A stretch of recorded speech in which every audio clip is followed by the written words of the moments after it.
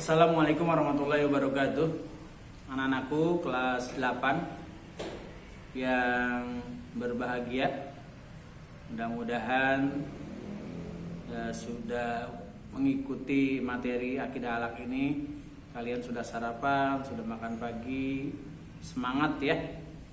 Yang paling utama adalah jaga kesehatan, karena di saat pandemi COVID-19 ini kita betul-betul harus memperhatikan kesehatan kita. Imun kita harus kuat. Ya.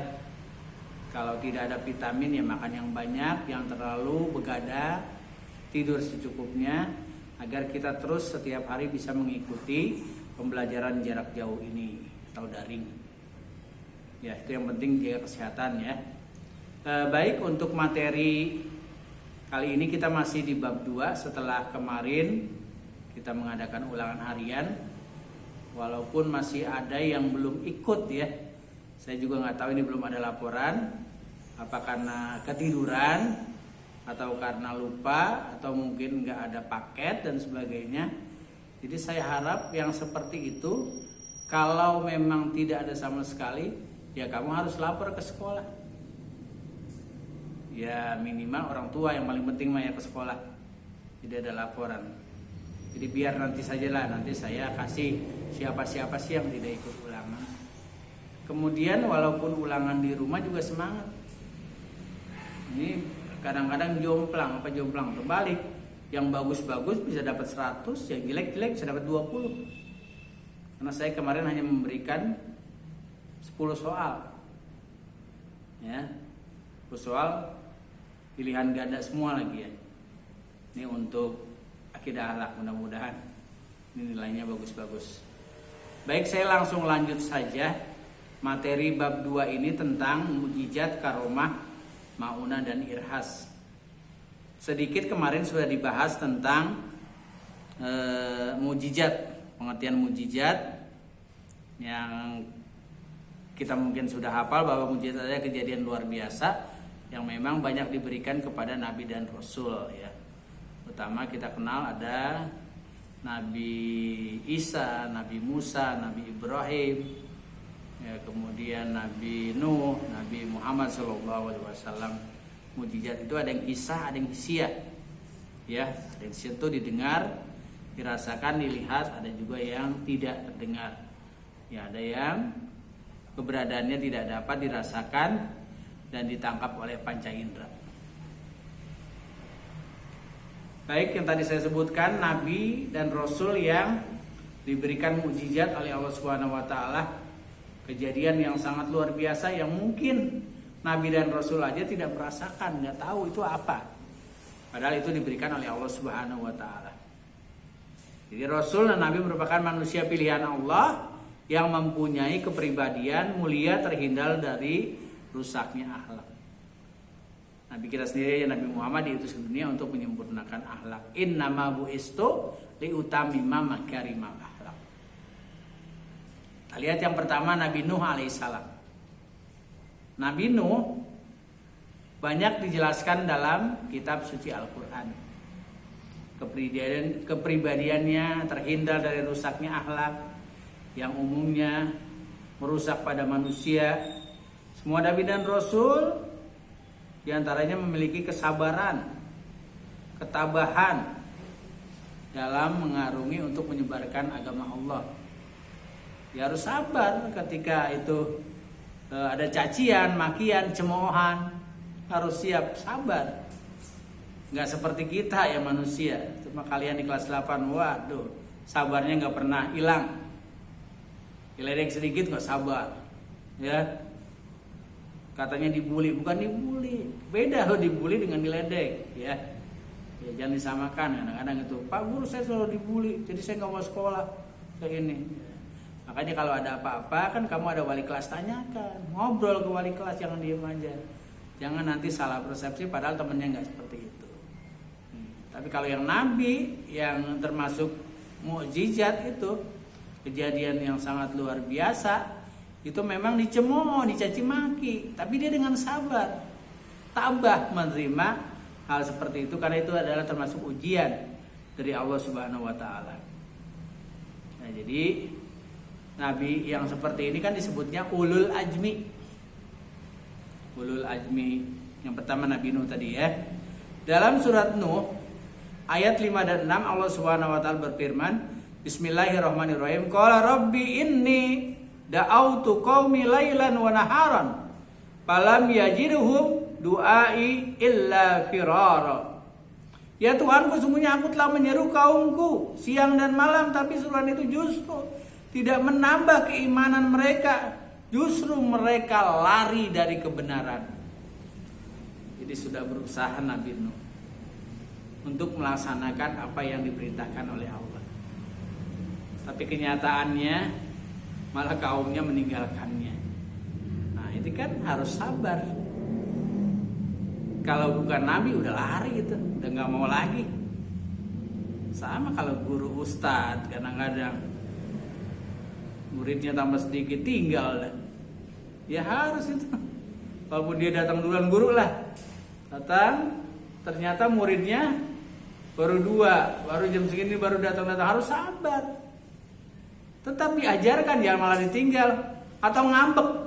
Udah saya nggak mau ngajar, udah saya di ruang guru aja. Itu nggak boleh begitu. Tetap karena ini tugas kita, tugas Bapak Ibu guru, tetap mengajarkan. Begitu juga kalian. Walaupun kalian benci sama Bapak Ibu gurunya, bukan berarti kalian harus tidak mau mengikuti pelajarannya. Yang penting cinta akan ilmu, ilmunya cintai. Kalau kamu sudah mencintai ilmu, insya Allah Allah juga akan memberikan rahmat hidayah kepada kamu sekalian. Jadi kamu juga akan mendapatkan ilmu yang bermanfaat. Kamu juga baca tiap hari doa kalau masih dulu belajar tatap muka ya, belajar sholat duha di masjid. Kan setiap pembimbing mengajarkan berdoa, Rabbi jidni ilman nafi'a wa amalan mutaqabbala wa fahman zakiyya. Iya, pemahaman yang pintar, ilmu ditambah. Insya Allah kalau kita mengikuti pelajaran materi yang diajarkan oleh Bapak Ibu guru, baik itu pelajaran ilmu agama maupun ilmu umum, insya Allah akan berkah. Ilmunya juga nambah, ilmunya juga akan bermanfaat. Itu yang paling utama. Ya, ini salah satu contoh saja dari kisah Nabi Nuh alaihissalam. Jadi selama 950 tahun Nabi Nuh terus berusaha, bukannya mengikuti seruan, malah banyak yang meninggalkan ajaran dari Nabi Nuh alaihissalam. Bahkan mereka mengejek, mencemooh, ya. Apalagi golongan pemuka masyarakat, mereka menganggap Nabi Nuh sebagai golongan paling bawah, nggak ada apa-apanya. Ya. Ya, kalau sekarang kan ada golongan atas, golongan orang kaya, golongan orang miskin. Jadi kadang-kadang kalau ada undangan orang kaya, maunya undangnya orang kaya aja. Ngapain undang orang miskin, percuma datang doang ngabisin makanan. Duitnya nggak ngasih, nggak boleh begitu. Justru dia banyak mendoakan kita. Orang miskin kita undang, dia banyak mendoakan kita. Oh iya, makanya sekarang kan mulai kita lihat dia banyak artis dan sebagainya ngundang anak-anak yatim.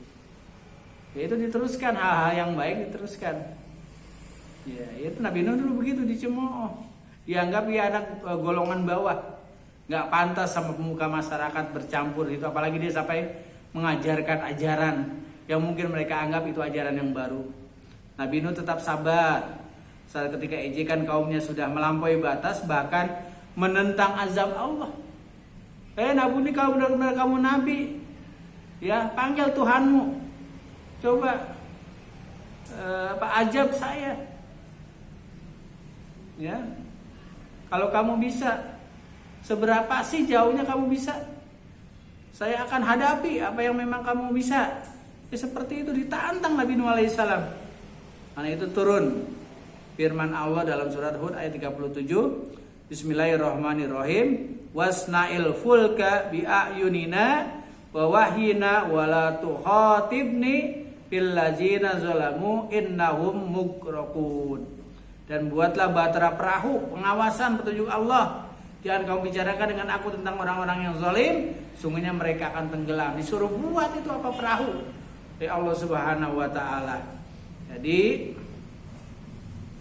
Nabi Nuh melaksanakan perintah Allah, semangat, dibantu sedikit pengikutnya, beliau membuat perahu tersebut, terus mohon kepada Allah sampai tiba saatnya perahu tersebut selesai dibuat dan semua pengikut Nabi Nuh naik, semua jenis binatang ya telah menaiki perahu. Allah Subhanahu wa taala menimpakan azab yang sangat dahsyat. Termasuk siapa? Termasuk anaknya sendiri yang bernama Kan'an, tidak mau ikut perahu. Dia memang termasuk orang yang zalim, tidak mau mengikuti perintah ayahnya. Dia kata dia masih sanggup bisa naik kemana, ke gunung atau ke pohon yang lebih tinggi. Nggak bakal itu nanti menimpa dirinya. Ya, dia merasa seperti itu. Ya, jadi akhirnya kan terjadi air bah. Ya, semuanya tidak ada yang tersisa, semuanya mati. Yang mengenai kisah itu, ini bisa kita ambil manfaatnya. Jangan kita bersifat sombong. Ya. Jangan kita di bumi ini menganggap kita ini paling hebat, kita ini paling pintar, kita ini di kelas 8 sok-sokan. Nggak ada lagi yang seperti kamu dulu kelas 7 paling hebat, karena paling besar mungkin ya, paling kaya, paling ganteng, udah paling semua dah. Akhirnya apa? Banyak melupakan. Dia merasa lupa pada Allah dan dia merasa dirinya paling hebat, paling benar. Ya, ini baru satu kisah saja ya. Karena di Ulul Azmi itu ada 5 nabi dan rasul, termasuk nabi kita Nabi Muhammad SAW. Dan ini baru Nabi Nuh. Nanti ada Nabi Ibrahim, Nabi Isa, Nabi Musa, dan Nabi kita Nabi Muhammad SAW. Ini saja yang saya sampaikan. Mudah-mudahan sedikit ini bermanfaat. Jadi saya hanya minta ini tugasnya tulis saja surat Hud 5 ayat sama terjemahnya. 5 ayat dari ayat 1 sampai ayat 5 ya. Saja yang saya tugaskan pada kalian. Kalau sudah langsung aja ya kirim ke WA saya. Ya, billahi taufiq wal hidayah, dan tetap semangat untuk belajar, jangan kendor ya, gaspol untuk belajar ini. Ya, karena dikit lagi kalian akan menghadapi PTS. Jangan malah tidur terus. Ya. Iya, kalau didampingi orang tua jangan kamu kabur. Jadi orang tua yang mengerjakan. Ya, nggak apa-apa lah kerjasama biar orang tuanya bangunin atau merhatiin anaknya dan kemana-mana selama PJJ. Ya. Kalau siang nggak apa-apa dah, emang udah nggak ada PJJ. Tapi kalau dari pagi bersiap, orang tua juga harus siap mendampingi anak-anaknya. Billahi taufiq wal hidayah. Assalamualaikum warahmatullahi wabarakatuh.